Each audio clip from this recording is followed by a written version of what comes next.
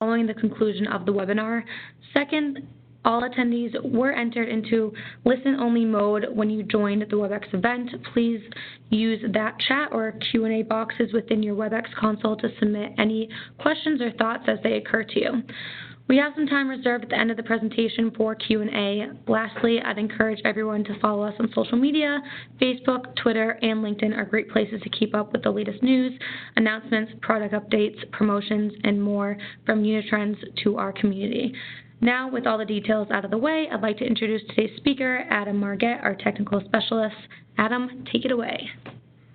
Katie, thank you so much for the introduction, and welcome everyone. A good morning, good afternoon to wherever it is that you're joining us from. Really excited to dive in here for our first webinar of 2020, and I think that really what we've learned over the last couple of years, but was really especially prominent in 2019, is that ransomware is not a prank, it's not a spyware or a virus that's just looking to steal data or files. Well, they certainly do that, but I think that we've seen this platform, if you will, really evolve into a business with specific delivery targets, methods, and ROI for the attackers. Cyber criminals have launched ransomware attacks against at least 621 government agencies, healthcare providers, and schools in the first 9 months of 2019. That, according to a report from antivirus software provider Emisoft. And keep in mind, these are only the attacks that we know of. And today we're going to explore, really kind of look into a couple of really more prominent attacks from last year and go through some of the business decisions that came out of that and some of the common themes, and hopefully offer some suggestions and some tools or some different things to think about as you're continuing to augment your organization's posture from a cybersecurity or prevention standpoint. But it's interesting because I think that conventional wisdom would say or suggest that when your organization suffers a ransomware attack, you should never pay that ransom. But the reality is hardline conversations about whether to negotiate with cyber criminals are taking a back seat to the fact that we are all beholden to the business and its key stakeholders. So we're going to explore some of those decisions and really address some of the common misconceptions here as well. But a quick look at our agenda is that I dug into and have really pulled out, as we had mentioned, 2 different ransomware attacks. So we're going to delve into kind of the anatomy and the situation within each of those organizations that really made them a prime target. We're going to take a look at some predictions for the cybersecurity or the cyber threat landscape in 2020, and then discuss some of the different tools and the information that you and your team need to fight back against such attacks, as well as, from a Unitrends standpoint, some of the solutions that we have to enable protection, detection, and recovery from or around ransomware attacks. But I think that what we've seen is that attacks are increasingly diverse and sophisticated, and some of the misconceptions are that, hey, it won't happen to my organization, or, if it does happen, if we are attacked or breached, it's not going to have a major impact. Maybe you're thinking that ransomware is more so striking or more effective with organizations or against organizations with poor security practices. But the reality is that ransomware as a business model has a larger global market than marijuana, cocaine, and the heroin trades combined. It's estimated by Cybersecurity Ventures that $6 trillion is going to be the global cost of ransomware in 2020, so looking about a year ahead. But as we've seen different strains and different variants evolve, they've done a fantastic job, or a really strong job, at closing potential loopholes or ways for organizations to escape or recover. The chart that you're looking at here was some data that we pulled from the Sophos Threat Labs report in 2019, and across a number of different attacks, they are attempting to disable antivirus or different anti-malware tools. Certain strains will hunt for backups on network repositories or commonly accessible LUNs, disable or delete the backups off of those repositories. And from a tracking or a sourcing standpoint, Grand Crab, overall all the way on the right, has really, I think, increased the stakes here. Ransomware as a service, a method of delivery that really evolved last year, where a threat actor or organization, maybe not with particular technical sophistication, can now buy kits or code from developers, receive regular tech support, product updates, and they can initiate and launch their own attacks for a small, either one-time fee or a split of the payments say if you buy a Grand Crab kit from a developer, you pay them 30% of all ransoms that are collected, and you as the threat actor launching the attacks are keeping 70%. It's really made it very, very difficult to source and determine the origin of some of these attacks. But in particular, and while there were a number that really grabbed headlines and made news this past year, we wanted to focus more so on Baltimore and Riviera Beach, specifically a couple of cities down in Florida, because they were on two very different sides of the spectrum. Baltimore staunchly refused to pay the ransom and give in to threat actor demands, whereas in Florida, they opted to negotiate and pay with the cyber criminals, given that they had limited means to recover or repair the damages on their own. But I'm curious, for you folks out there, would you ever consider paying a ransom? Is it ever a good idea to give into these demands or to negotiate with these threat actors? Just kind of think through, if this was a situation that all of a sudden was a reality for you and your organization, how would you respond? What's kind of the thought process there? But from a high level, it is a complex question, but it ultimately does come down to a business decision. Does the cost of not paying the ransom and attempting to perform recovery outweigh that cost, or do we see more benefit or the ability to resume normal operations by giving in, submitting to the extortion demands and receiving those keys to begin decryption and restoration? On the left side of the screen, you're looking at the high-level stats from Baltimore. Originally, at that time, the demand in Bitcoins was the equivalent to about $76,000 in USD.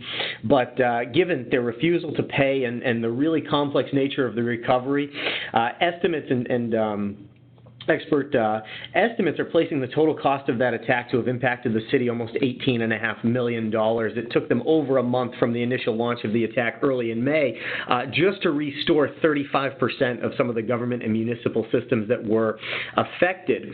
Now, on the right, looking from Riviera Beach at the time of their attack several weeks later, the cost of that ransom was about $600,000 in USD. The total cost of the attack, accounting for the downtime, loss of productivity, some purchases made with regards to new hardware and software. The total cost there are about $1.5 million, and it took Riviera Beach about 3 weeks, all said and done, to decrypt and restore systems. But it's not as straightforward as looking at the outcomes here. We want to talk about some of the organizations from a preparedness or a prevention standpoint, as well as kind of what went wrong and what was some of that decision-making that was involved there. So when it comes to the Baltimore attack, it really became chaos in early May. The attack was first noted on May 7th of 2019 with organizations or different municipal departments unable to access information systems. And ultimately, again, as we mentioned, Baltimore made the decision not to pay, but recovery from the attacks was incredibly complex, and the costs really snowballed beyond what the threat actors were demanding in ransom. But Baltimore had been outlined as kind of a natural target for hackers, and there were open paths for more attacks on their systems. City officials had warned leaders that their network infrastructure was out of date and susceptible to repeated cyber attacks, this dating back to a risk assessment report from 2017 that was urging city leaders to move systems to a more secure environment. The assessment in particular identified 2 servers that were hosting over 100 government applications that were still operating on unpatched, unsupported versions of the Windows Server operating system. Further compounding the risk in the event of an attack, the IT office's report indicated that there was a lack of active backup systems in place to restore these machines.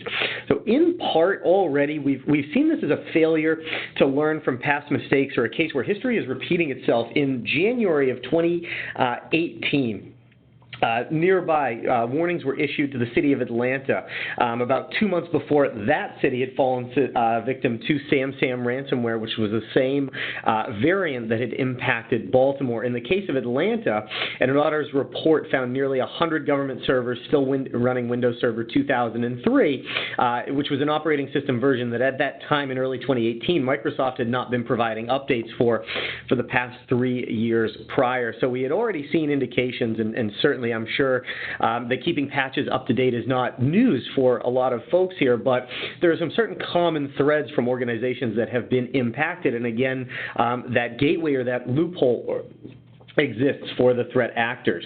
So when the attack against Baltimore was launched in May of 2019, the city ultimately was brought to a standstill. It has been difficult to source the exact origin of the attack. There have been some reports that had linked the attack to the use of Eternal Blue, which is an NSA exploit kit that had been built to break into Windows systems. That was infamously leaked online back in 2017 by the shadow brokers.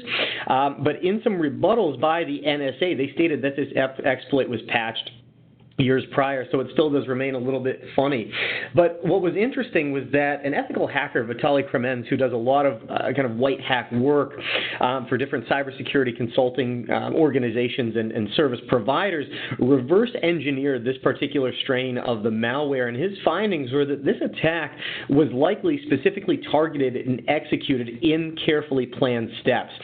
With regards to this Robin Hood variant, it was found that it is likely to spread directly to individual machines through domain controller compromise. But the Robin Hood ransomware variant appears to only target files on a single system. It does not spread through network shares. What this means is that the attackers had already gained administrative level access to a system or to multiple systems on the network. Findings here due to the way that ransomware interacts with the Windows temp directory. In addition to execution on each individually targeted machine, the Robin Hood ransomware also requires a public RSA key to be present on the target machines to begin encryption of files. So before that encryption process, again, in closing out some of those loopholes or means of recovery, this particular ransomware shuts down all connections to shared network directories and runs 181 Windows Service shutdown commands. It attempts to disable multiple malware protection tools, your backup agents and VSS writers, email database, and IIS administrative services as well. So there were a number of indicators that the Robin Hood threat actors had likely been inside of the system, kind of performing that anomalous activity without detection to really set the stage for this attack.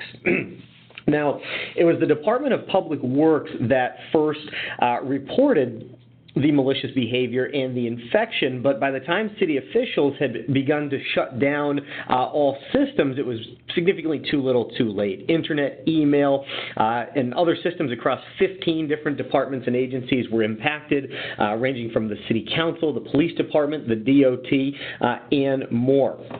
So IT teams at this point are investigating, attempt to understand what's happening, attempting to perform recoveries. Meanwhile, the non-IT employees were reverting to manual processes. This is grinding the workforce to a crawl. For example, property taxes and other dues will only be accepted through certified checks or money orders, but those had to be matched with city-issued correspondence. So you had city residents that risk running into fines or other such penalty due to the inability to process some of these payments.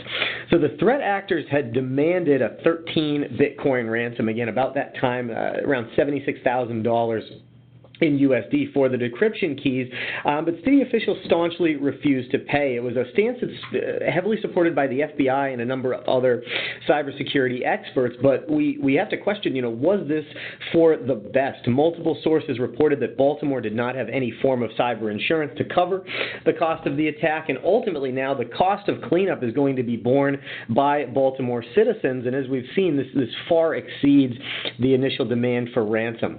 3 weeks following the attack, Baltimore's budget director told City Council that they had already invested over $4.5 million, this going towards replacement hardware, software, and augmented staff and personnel as they attempted to perform recovery. They estimated that the city would need another about $5.4 million to complete the efforts by the end of 2019. So coupled with the director's estimates of around $8.2 million in lost productivity, we've seen now the potential cost of this attack balloon to over $18 million. Now, their refusal to pay the ransom, as we've seen, is aligned with a number of experts in the field that suggest we do not want to give in to threat actor demands, as this further encourages them to launch future attacks, building on that future success. But this also is aligned with taxpayer sentiments. I thought that this was interesting, too, some findings by IBM, and where I asked you all, would you ever consider paying the ransom? This IBM study found that American taxpayers do not support their tax dollars going towards extortion requests. 80% of respondents are concerned over the threat of ransomware attacks on their city. So 4 out of 5 folks recognize that this is a real threat and has significant impacts or damages. And 60% of respondents do not support their taxpayer dollars being used to pay ransomware. So again, it's a complex argument on both sides, but just going towards that kind of credibility or attackers leveraging success in future attacks. We did see this with other Robin Hood variants referencing the attacks on Baltimore City, Greenville City, suggesting that, hey, there is no way to get out of this infection. You are going to have to pay us for your decryption keys. Just look what happened in a couple of other areas. So they're leveraging some of that notoriety as they continue to proliferate or expand their attacks. Now, shifting gears here, and again, we can see kind of that emphasis in their splash screen or that splash message, but shifting gears, we want to look at Riviera Beach in a case where the city did ultimately opt to pay into ransomware attacks. So now, our timeline is about 3 weeks after the initial attack. So at this point, Baltimore has restored about 35% of their systems, and recovery is still ongoing. Several miles south down in Florida, an administrator in the police department of Riviera Beach, Florida, clicked on a malicious attachment bearing a variant of Ryuk ransomware. The attack quickly spread through municipal government systems, disabling the city website, email systems, online payment collection systems, as well as the voice-over IP phone. So at this point now, the 911 dispatch center is recording caller information with pen and paper. Naturally, this presents significant risk to the townpayers and to the townsfolk and the stakeholders that rely on these systems and services. Now, Riviera Beach did attempt to perform recoveries on their own before submitting to demands. It was about 3 weeks that they had gone and been able to perform recovery. They've now been without their information systems. City Council met and voted to have their cyber insurance company negotiate a payment after, quote, just 2 minutes of discussion. Now, the ransom demand that they were addressing at this point was about 52 Bitcoin. At the time, roughly $600,000 in USD. But the full recovery costs far exceed the ransom paid. We saw earlier that the estimates were about $1.5 million. And before submitting or before coming to the decision to negotiate with the criminals, the Riviera Beach's City Council approved over $900,000 in funding, drawing from their upcoming fiscal year to invest in new hardware and software solutions in an attempt to rebuild. Ultimately, they were unsuccessful and they opted to pay for the decryption keys. But the damages in Riviera Beach are in excess now of $1.5 million from that single attack. But before and beyond just the human error in kind of falling or submitting to that phishing attack, reports do indicate that Riviera Beach, similarly to Baltimore, was leveraging a backup solution with storage devices that were 5 to 7 years past their useful life and had lapsed on a number of their cybersecurity contracts. So there were gaps and some vulnerabilities here within Riviera Beach as well. So when we look at some of the lessons learned from this attack and kind of a fun comic on the right there, human error, ultimately we are kind of the number one risk vector. But some of the lessons learned here in part are in regards to technical and operational vulnerabilities, leaving open vectors for these cyber criminals. Certainly inconsistent patch management or out-of-date operating systems that had been without patching represented significant threats to both Baltimore and Riviera Beach. They continued, and we recognize that this is a struggle. Not everyone can be on that regular 3-year refresh cycle, but legacy hardware and software certainly did play an impact, with a lot of today's solutions offering an augment or a more robust feature set designed to harden the infrastructure from such attacks. When we talk about some of the implementation and the customization that's been built into the Unitrends solution, you're going to see how we have more robustly equipped our hardware and software to be able to respond to some of these threats. But insufficient backups and disaster recovery also played a part here. But I think that as well from a technical or an operational oversight, it is an increasing challenge for security teams that are struggling to keep pace. And not just regards to ransomware, but even thinking back to the Equifax breach, one of the largest data breaches in history, there were indications that in the 3 months before that attack was launched and discovered, that there had been anomalous activity on the Equifax network. But their SOC was overwhelmed. They were getting 3 times the amount of alerts that their team was equipped to handle. So things were going undetected or unresolved. In a lot of cases, SOCs are leveraging over 25 disparate tools. 77% of organizations are using 25 plus tools for their backup and security practices and some of those different functions, but there's a lack of native integrations. There's information in disparate places. It can be very, very difficult to wrap our heads around what's important or what's the most critical information to bring up front and center. You're overwhelmed, in essence, with alerts from products that aren't working together. There's no commonality or workflow integration there. In some cases, these tools as well struggle or potentially struggle to keep pace with current threats. Zero-day threats are a significant reality, but as well, investigations from a security perspective are complex and they're time-consuming. And in some cases, we've seen them almost be used as a red herring for criminals to distract or take away focus that, hey, we're sending off alerts and you're looking over here, well, anomalously, kind of under the radar, we've got a slow burn attack over here on the left that you haven't seen or you haven't really noticed. So I think that there are some kind of common lessons here to learn from, but it's not necessarily a silver bullet or something that we can act upon and say, hey, we're going to remediate or solve all of these challenges today. So with kind of the attacks from 2019 outlined, what can we expect in 2020 as kind of we're preparing and thinking about our strategies? What should we kind of be cognizant of? And the first is that we're going to see, we think, an increased frequency of attacks. We've talked about the proliferation of ransomware as a service, but again, Cybersecurity Ventures found that this year or this past year, a new organization fell victim to an attack every 14 seconds, and we're expecting this to increase to about every 11 seconds by 2021. But we're also estimating that AI is going to be playing an increased role in both cyber attack and cyber defense. It's rapidly becoming an arms race between hackers, crackers, phishers, and data thieves, and the cybersecurity experts whose job it is to tackle or lock down those threats before they cause harm. So just as AI can learn to spot patterns of coincidence or behavior that can signal an attempted attack, it can also be taught or learn to adapt in order to disguise similar behavior to trick its way past defenses. Specific attacks such as phishing, we estimate, will continue to leverage machine learning to automate the optimization of campaigns. Phishing is luring in and creating landing pages that will be A/B tested by algorithms to improve on conversion rates. New domains will be generated and registered by AI algorithms as well to further disguise the attacks. This through Lookout, the security experts at Lookout. We also think, or they're also estimating that cyber criminals are going to shift their focus to smaller organizations.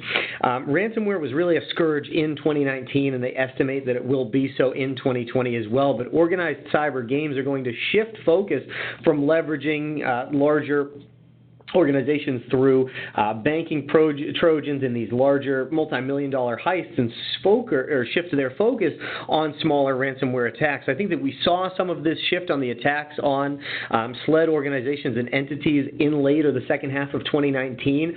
But ultimately, what IBM Security is estimating is that these attacks, similar to what we talked about the enhancements in AI and the continued use of AI, but they're going to be easier to anonymize, easier to launder, and attacks on smaller organizations require less sharing of illicit profits with some of the gangs or the organizations that are laundering the proceeds from larger fraud heists or larger extortion demands that are made.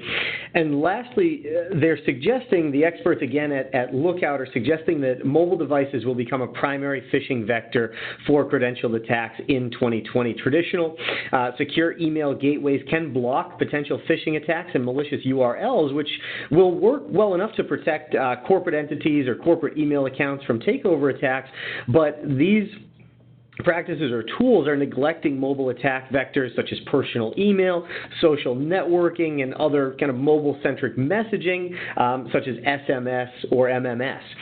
According to these experts, the global adoption of 5G infrastructure technology will begin in earnest in 2020, and that's going to give a rise to an uptick in edge computing and a whole new host of connected IoT devices. Coupled with the fact that some issues will be magnified by this 5G build-out, such as authentication, confidentiality, authorization, and data security, we think that organizations and companies are going to reach a critical mass of IoT-connected devices in 2020, really forcing them to reevaluate the risk paradigm for connected devices. Keep in mind that the Internet is the #1 source of attacks.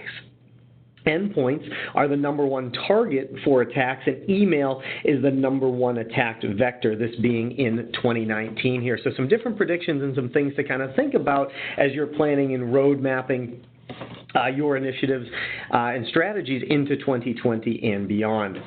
So what is it that your teams need to fight back? And we're almost to the point where we're going to get a little bit more prescriptive with regards to some of the solutions that Unitrends can offer. But from a larger kind of standpoint, what is it that teams need to fight back? And firstly, this is not necessarily new, but I think that it's important to recap some of the recommendations from the FBI because they touch on a couple different areas and best practices.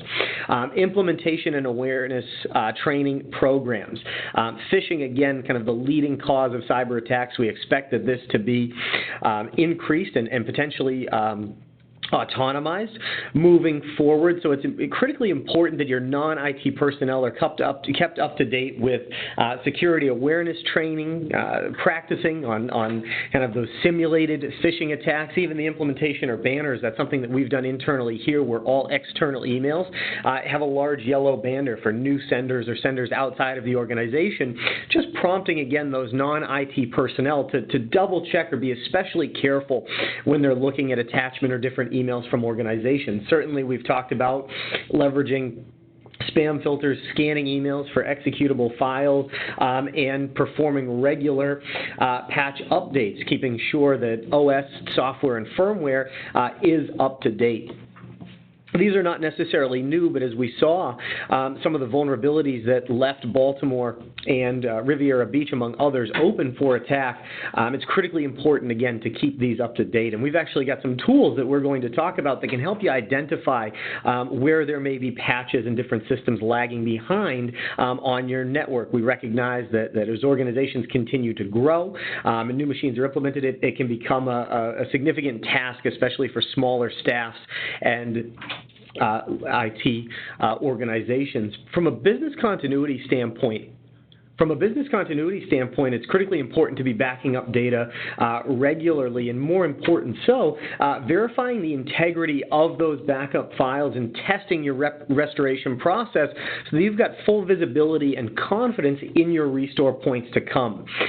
Air gapping the backups as well and securing them, removing backup copies from connections to the production network and the clients being backed up is a critical step here.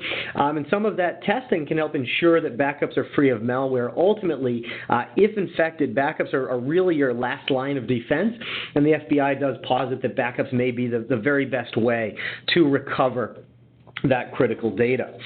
Now, beyond their recommendations, we're looking, I think, for tools really to give your team time back, the ability to automate a lot of bulk operations. Maybe that is the prep testing process, the scanning process, pushing out those patch updates in a more updated or autonomous a more automated way. The expertise here is key as well. Having information and answers that are readily available. We can't expect you to be experts on every threat. So you're looking for answers and information that's readily available. Again, we're going to talk about some tools to kind of bring that to the forefront. And again, where we talked about organizations leveraging so many disparate tools, having that evidence and a single place to find those answers will help your team optimize. Again, the typical SOC is optimized at about 7 to 8 investigations per day. So ultimately, we're looking for what your teams can start to leverage is, firstly performing an in-depth security assessment, really looking for vulnerabilities and gaps, not just across the network or within the clients themselves, but across operations as well. It's important to acknowledge the gaps that you do find and identify ways to plug or close those, but don't rely on policies and procedures alone. We certainly have talked about patches and patch management, but ensure that you're keeping up with changes to people and process as well. The education and awareness, ongoing training, simulated attacks are critically important to help ensure that our workforce is prepared and really alert to some of the different attacks that may come across the organization. Don't just rely on a quick email or an announcement. That ongoing training and assessment and ultimately remediation or kind of remedial training for folks that continue to fall for these repeated attacks. We want to make sure that our workforce is well alert, especially those non-IT personnel. Hold their hands, over communicate with those folks to really ensure that you've got a strong understanding across all levels of the organization. Now, from a Unitrends perspective, kind of having outlined the landscape and offering some suggestions, I do want to talk more specifically about our technology and our organization as it relates to helping organizations and the folks that we're working with overcome or shore up their strategies from a cybersecurity or a risk standpoint. I do want to take a moment, if you'll indulge the corporate marketing slide, just to introduce the organization here for any folks that might be joining us for the first time. Unitrends has been in the backup and recovery space for 30 years. We celebrated our anniversary actually last September, originally founded in 1989 by Dr. Steve Schwartz. But as he was working with a handful of medical and healthcare customers in the late 80s, helping them protect Unix systems, we have evolved significantly over the last 3 decades, and now 30,000 organizations across the globe trust Unitrends for their data protection and disaster recovery needs. With a combination of our hardware and software solutions, we're helping these folks protect a combined 2 exabytes of data. And with the Unitrends Cloud, a proprietary manufacturer's operated solution, we will be talking a little bit more in depth about the Unitrends Cloud. We're managing over 100 petabytes of customer data, and you can see roughly pinpoints on the map there of where those data centers are located globally. But really backing and supporting everything that we do is our customer support organization. They are based here in the United States. They're available to our community 24/7 by 365. We did away with that 8x5 support a number of years ago, thinking that it didn't really make the most sense given the model of our business and the nature of the solutions that we provide. Disasters do not call ahead, and they're certainly not going to wait until 8:30 a.m. the next business day so that you can call your support staff here. So 24/7 support is all that we offer, and kind of an interesting kind of attribute is that our support organization is co-load with our research and development folks. So our support engineers have the benefit of being able to hop right across the hall to the individuals that are writing the product code to try out, new workarounds, different method of solving a particular problem. They can bounce ideas. It's a really competitive but collaborative community down there.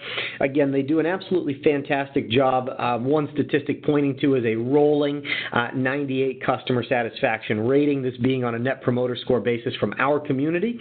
Our folks are repeatedly rewarded and evaluated very, very high by our user community. We've taken home a couple of the Stevie Awards that you can see down the bottom there for that customer service org. I'd like to tip my hat and just explain a little bit about those folks, because they do, again, an absolutely fantastic job. It's a group that you can have a tremendous amount of confidence in should you leverage Unitrends for a solution. From a more tactical standpoint, we're enabling customers and helping them to break down some of the silos in the data center. We've talked about, organizations using a variety of disparate tools, but even from a backup and a business continuity perspective, it's all too common that we're working with an organization or they're coming to Unitrends looking to solve problems around, sprawl, or we've got too many tools. We bought, a solution for backups of our physical server clients. Then we started to virtualize some of those workloads. We've got a secondary secondary product for the virtualization piece. Well, we need to attach some storage in and deduplicate it. We've got some third-party or some tertiary storage on the back end. Maybe we've got another cloud vendor for getting data off-site, or a service provider that's rotating out removable media such as disk or tape, and it's just sort of Frankenstein. We've got multiple DPUs that are competing for the same log files, different processes here across different backup tools, maybe even different processes from a management contract, different GUIs. You're hopping from one window into next. How do you eliminate some of that space between tasks and really drive in that efficiency? At Unitrends, again, we're aiming to break down those silos by offering our customers an all-in-one solution, both from a business continuity standpoint, but also from a local backup and recovery perspective. So shifting our focus, a deployment of Unitrends is going to start with local backup, where you can leverage one of our purpose-built backup appliances. This appliance has the backup software already pre-tuned and pre-installed, as well as the CPU, storage, and memory to perform your local backup and recovery processes. So this is an all-in-one rack mount unit. We protect over 250 versions of operating systems, hypervisors, applications, and cloud platforms. So you don't need disparate tools. You don't need a secondary storage device for data reduction. Your encryption, deduplication, compression, all of your reporting, recovery testing engines are all being powered by that appliance. You simply rack it, stack it, and go.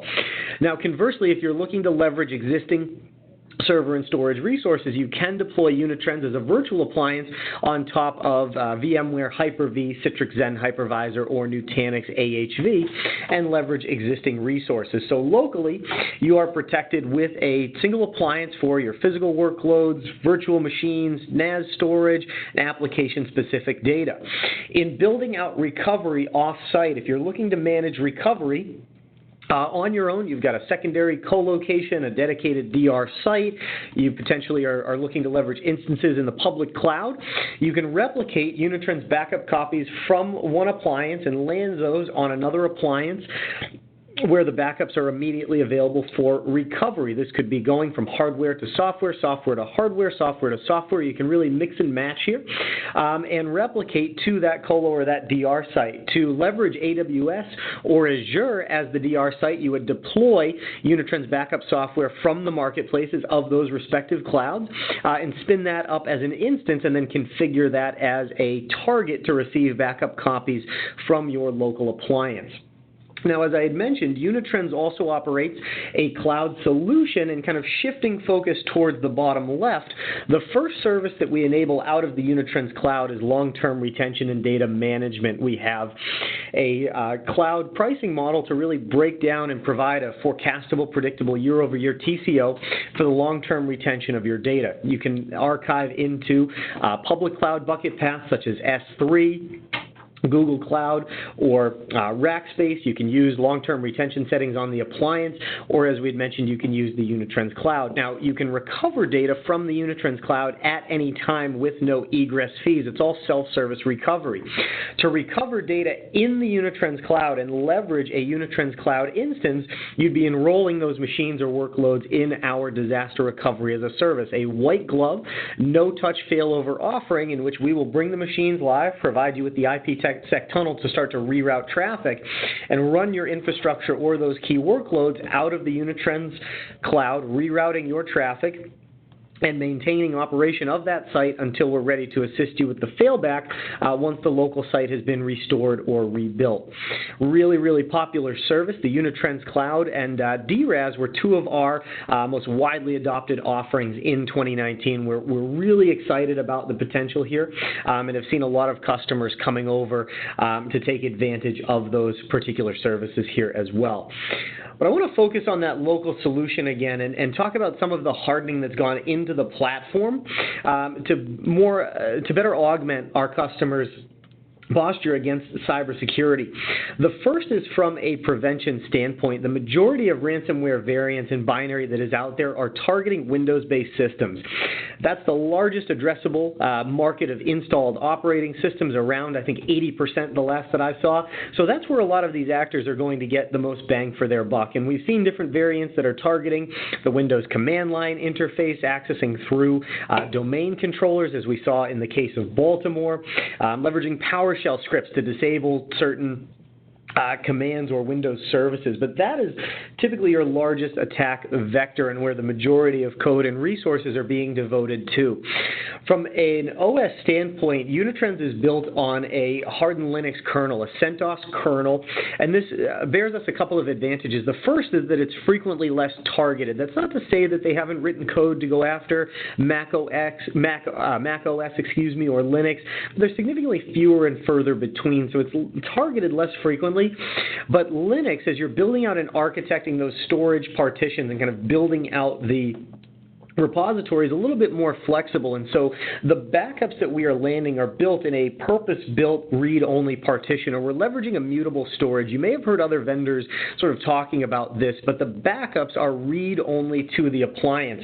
So binary that potentially is created within a backup file or finds its way onto the box is not executing within this partition. It is a read-only partition. The backups, once landed in this repository, are immutable. They're unable to be changed. And if it is Windows binary that ends up in that partition, it's not going to be executing against Linux-based file extensions. So we're securing the backup repository and the backups themselves from changes after they have been created. That's not to say that if you create a file or backup file of a client that's infected, that backup wouldn't be infected, but that infection is not spreading to other backups within the repository. In our 30 years of being in business, we have never lost an appliance or had an appliance compromised or taken down by ransomware or malware. Now, on the front end, we're arming our customers with a predictive analytics engine to identify anomalous activity on a client level. So as Unitrends starts to take backups of your machines and of the assets across your network that we are protecting, it establishes baseline patterns of behavior for all of these clients. When potential threat conditions are detected, it triggers an alert through your UI dashboard, email notifications, trap notifications. There are a lot of ways to collect this information, but it's going to identify the machine that's behaving anomalously, the stamp of the initial source of the alert, as well as a timestamp for any continued updates to this alert. Hey, this was not a one-time alert. We've spotted this activity, and hey, here are those updates. This algorithm is looking at a couple of different heuristic characteristics of the data, certainly change rates being one factor, but it's also looking at what we call Shannon entropy, and we're looking at overall the randomness of the data. A lot of these ransomware attacks are a slow burn. They don't want to give you they don't want to draw enough from your CPU and memory resources that it would trigger an alert, or you see systems starting to lag on performance, but it's a slower burn. But in effect, as it's starting to encrypt that data, it's scrambling those file extensions and producing what we call that Shannon entropy, that randomized data. Those patterns are something in addition to change rates that the appliance will pick up on. So on the back end, we've secured the backup environment from changes to the backup data through immutable storage. We have detection analytics on the front end to identify malicious activity, and the last piece comes in our recovery assurance testing. This testing process, and we're going to show it to you in just a moment here, goes beyond screenshot verification to certify the underlying data, potentially service engines or other service components, so that you can ensure that the backups are clean and usable. You can also scan drives and folders for malware, but we're identifying a clean, usable point of restore, testing the underlying applications and data to ensure that they are performing as expected. It's important to go beyond screenshot verification. Keep in mind that the goal of ransomware is to extract payment, so they're not going to disable the boot volume and the operating system of an infected client. Screenshot verification is just bringing you to that login screen. Ransomware is not going to prevent you from getting there, but when you log in, that is where they would hit you with that splash screen identifying that the system's been encrypted and you need to pay the ransom to receive your data back. So it's important to go a layer beyond. One customer that we really like to profile here is Exco Engineering. They're a machine and die-cast metal manufacturer for use in the automotive industry, based just outside of Toronto, Ontario, in Newcastle.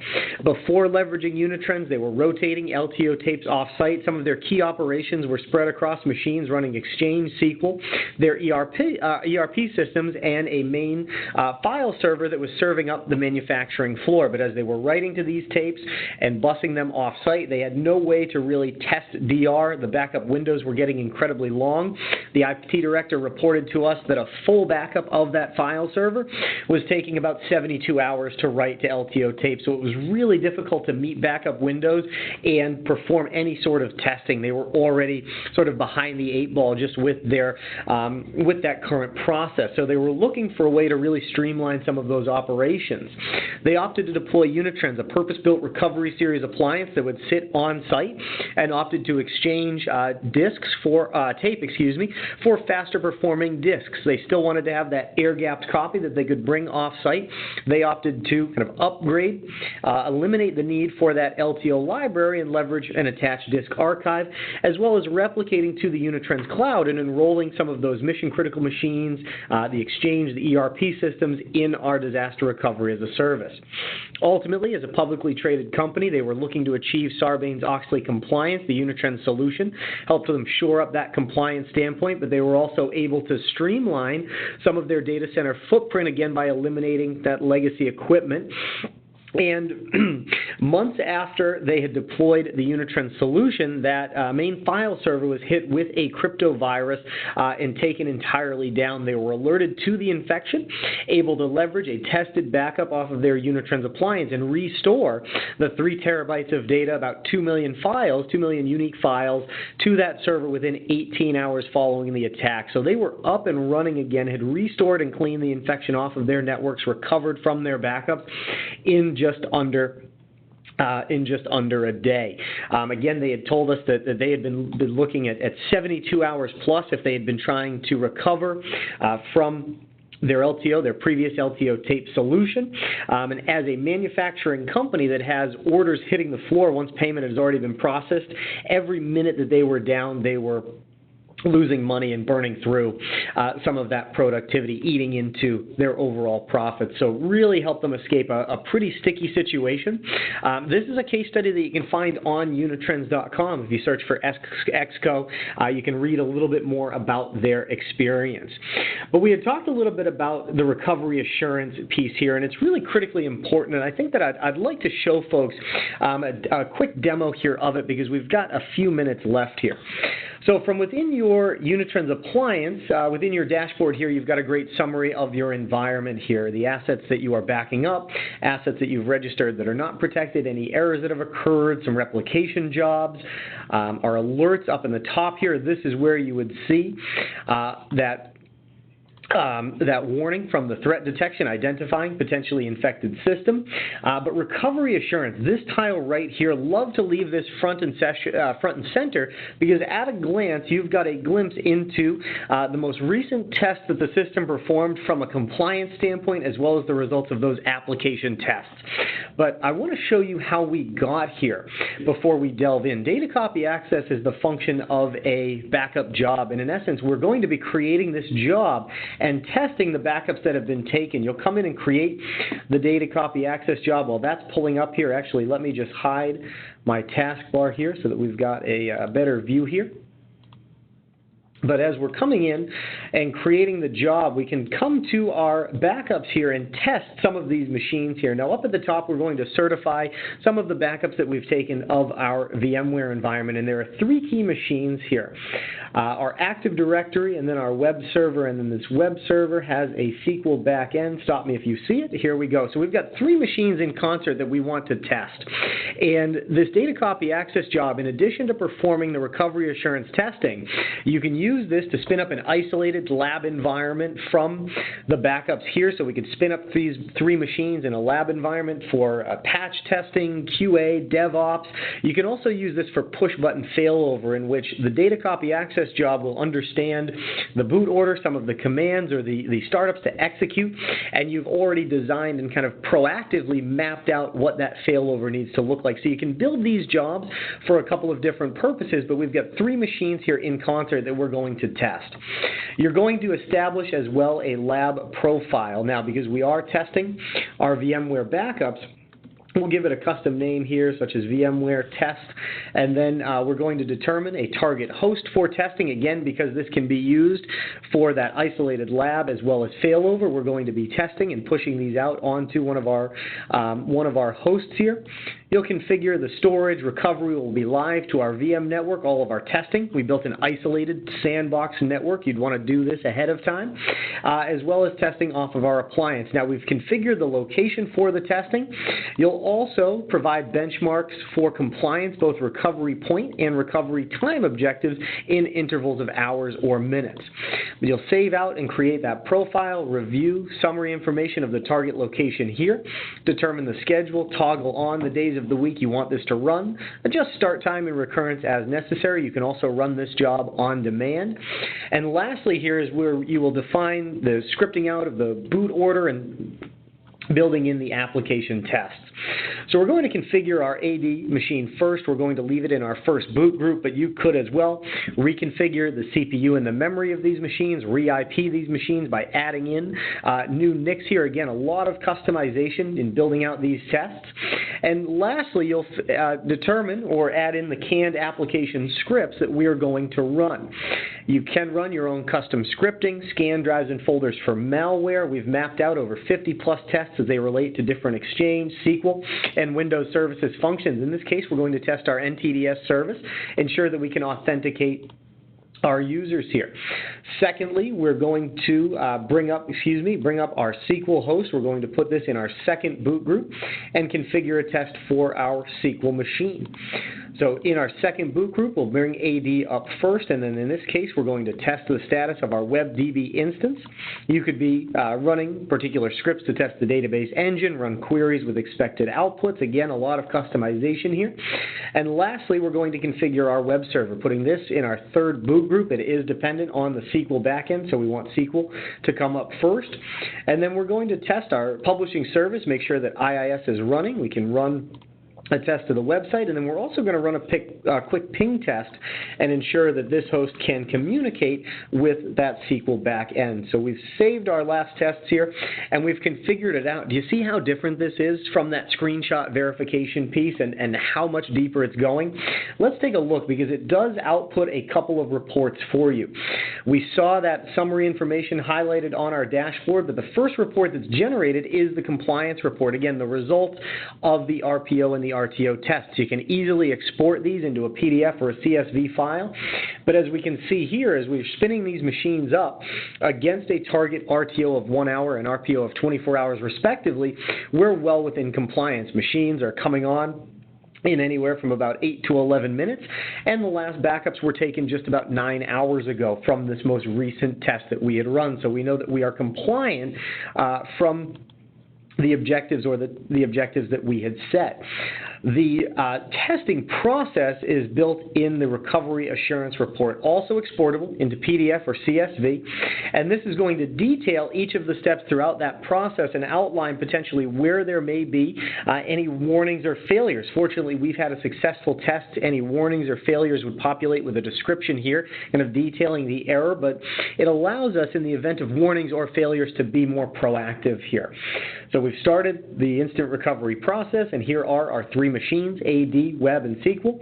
We've reconfigured them as specified, and then here we are powering them on and running through those canned scripts, the successful test for our domain service, successful test of that particular SQL instance status, and from within our web machine, a successful ping test. We know that it can communicate to its SQL backend, so we can be more proactive and get a great deal of proof and confidence from this testing process. Set it up and have it run in an automated fashion.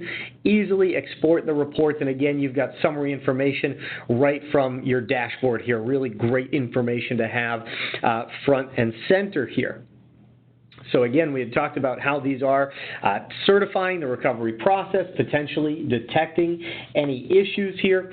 So from a backup standpoint, we talked a little bit about the Unitrends solution, but we had talked about in the cases of both Baltimore and Riviera Beach, as well as a number of others, Some security tools that were non-existent or potentially lacking. In a lot of cases, that anomalous detection, the ability to see or identify things that our traditional tools, our AV and our firewalls are not performing. So I did want to make mention of a couple of other tools here. The first being Unitrends Security Manager, really a tool to help your organization identify internal threats and unauthorized intrusion.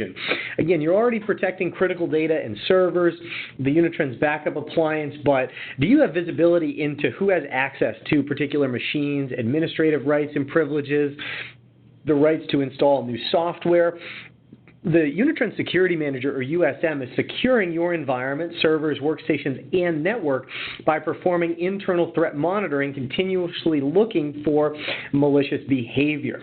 It's a combination of machine learning and intelligent tagging to identify anomalous activity, suspicious changes, and threats that are caused by misconfigurations. For example, you would see alerts for an unauthorized login to the credit card server, an unauthorized application just being installed on the finance server, a new service profile being added to the CEO's laptop. John from HR was trying to access an accounting server at 3 in the morning. Bill was just given administrative rights to the finance system, so on and so forth. It's that always on patrol, that smart tagging is getting smarter. It will push an alert to you, hey, do we want to investigate or dismiss the alert? And as you continue to tag items, it will start to pick up and learn your environment over time, using these connections and some of these alerts to discover issues that your robotic system, such as your RMM tool, will not detect. It's always on patrol, means that it is scanning the network at preset or determined scheduled times, but you can provide daily alerts, weekly alerts, sort and customize alerts by severity, and it will integrate directly with your existing PSA tools, whether you're using Kaseya, Autotask, ConnectWise, or others. Now, from a security piece, we're identifying that anomalous activity, again, things that the firewall and AV tools may not potentially catch. But from a documentation and a compliance standpoint, we do have also the Unitrends Compliance Manager, kind of a natural complement to the security tools. And the Compliance Manager has a couple of different modules. If there are certain regulatory controls such as HIPAA or GDPR, you can leverage some of these existing templates.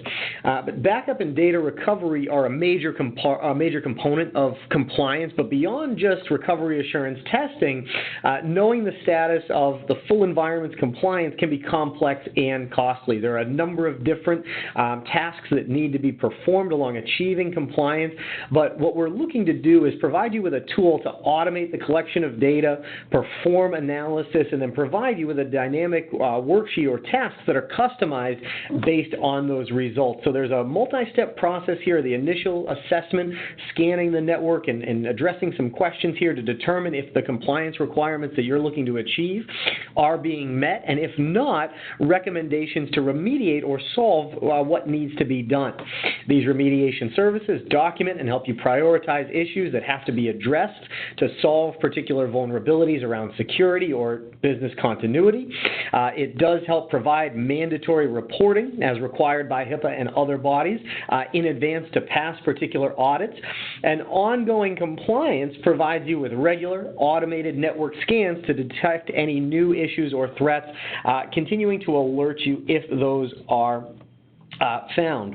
So you can add in or have this kind of integrate now with Unitrends recovery assurance testing to ensure that backup, retention, and recovery policies are compliant. For things that fall outside of that backup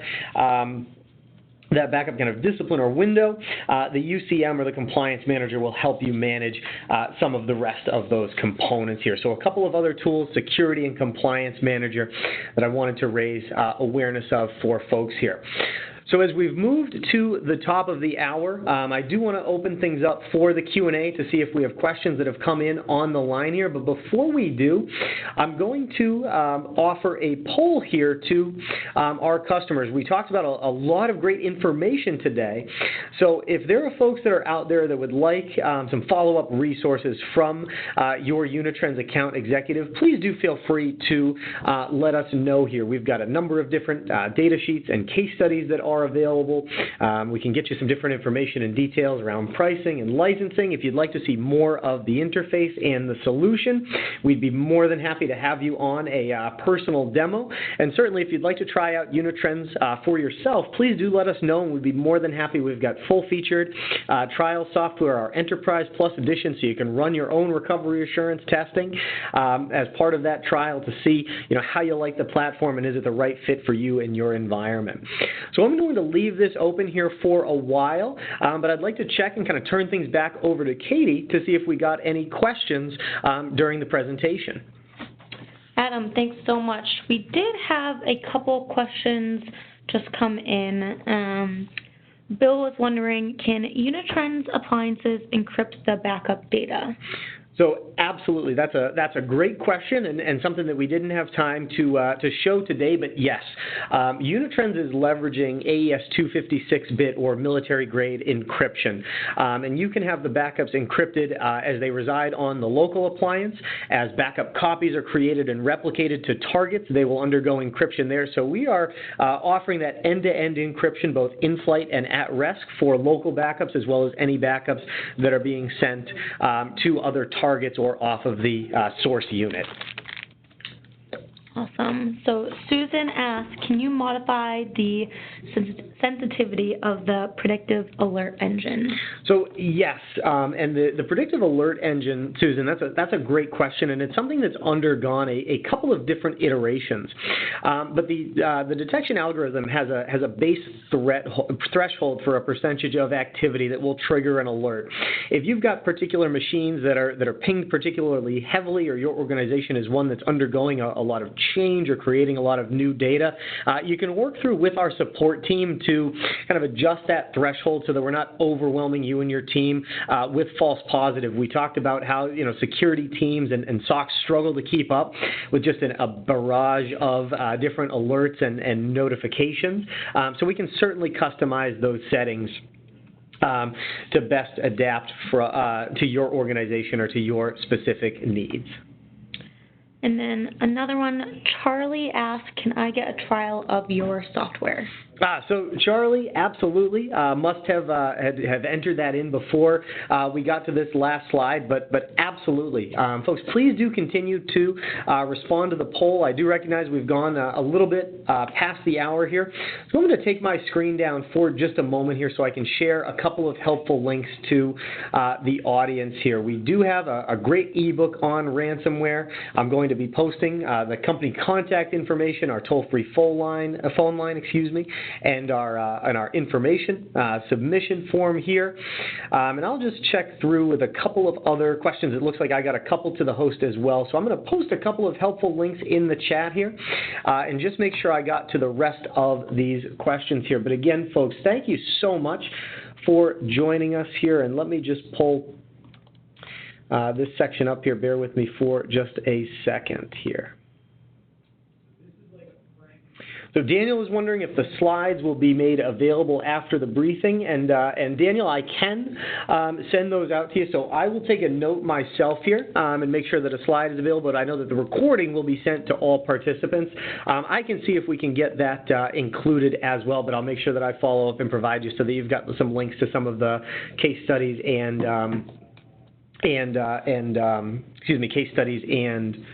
resources here.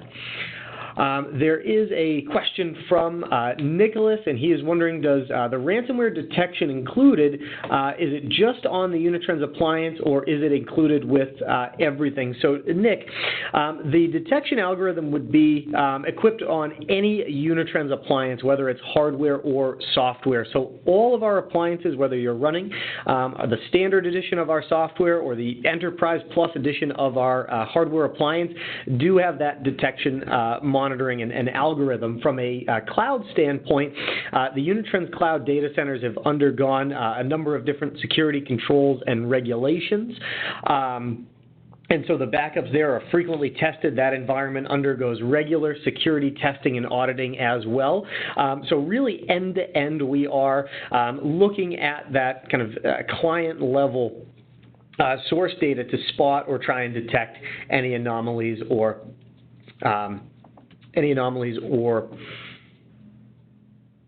malicious activity, let's say.